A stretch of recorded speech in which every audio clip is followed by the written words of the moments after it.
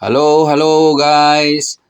Muli po, mapagpalang araw po sa inyong lahat, lalo na po sa ating mga aspiring sailors po dyan at mga sitaw sailors. Quick update lang po tayo about po sa payment method ni sitaw, na kung makikita nyo po ay mayroon po na naman bago na payment method ni sitaw. Ito pong B5 Pay. Kung mapapansin po natin ay talaga pong ginagawa ni sitaw ang lahat para po mas mapadali po tayo, lahat po ng mga seller, para hindi na po mahirapan, lalo na po sa pagre-recharge. So ano nga ba itong B5 Pay? At yan po ay malalaman natin sa ating pong pagpapatuloy at suggest na panoorin nyo po ang video na to hanggang sa dulo para magkaroon din po kayo ng idea, lalo na po sa mga hindi pa po alam kung paano po gamitin po ang B5 Pay. So bago po ang lahat, kung hindi ka pa nakasubscribe sa aking munting channel ay pakipindot lang po ang subscribe button,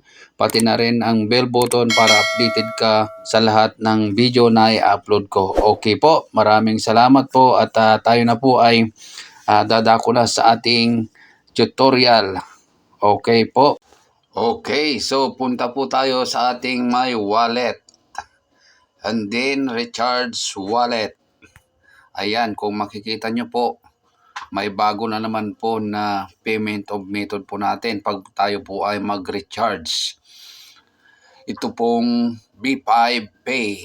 So, itatry po natin mga partners kung paano po ito nagwo-work.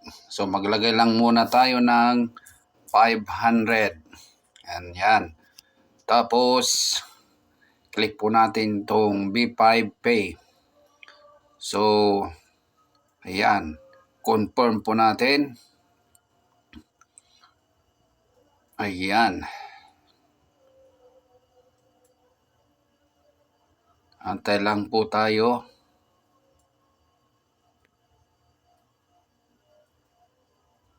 So, yan. Kung mapapansin nyo, parang parehas lang po sila sa Paygo na meron po siyang QR code.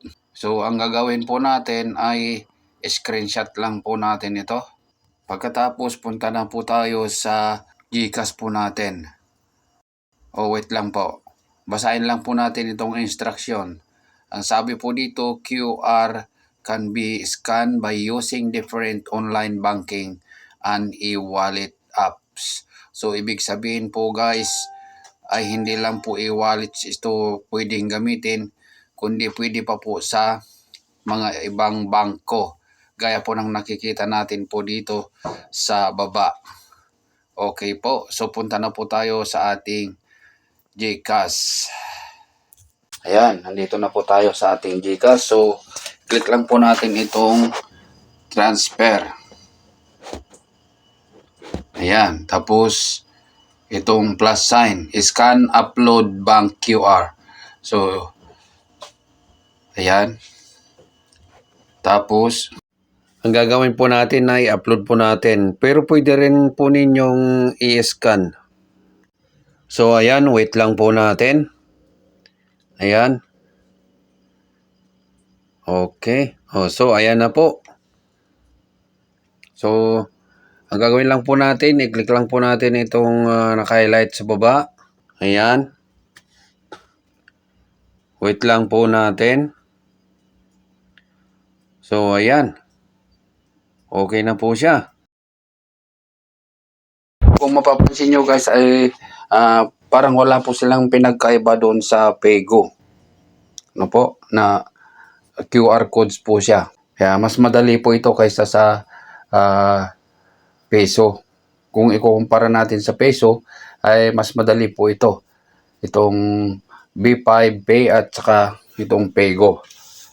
Okay, so para makita po natin kung pumasok na po yung ating ni-recharge, ay pupunta po tayo, balik po tayo sa ating sitaw.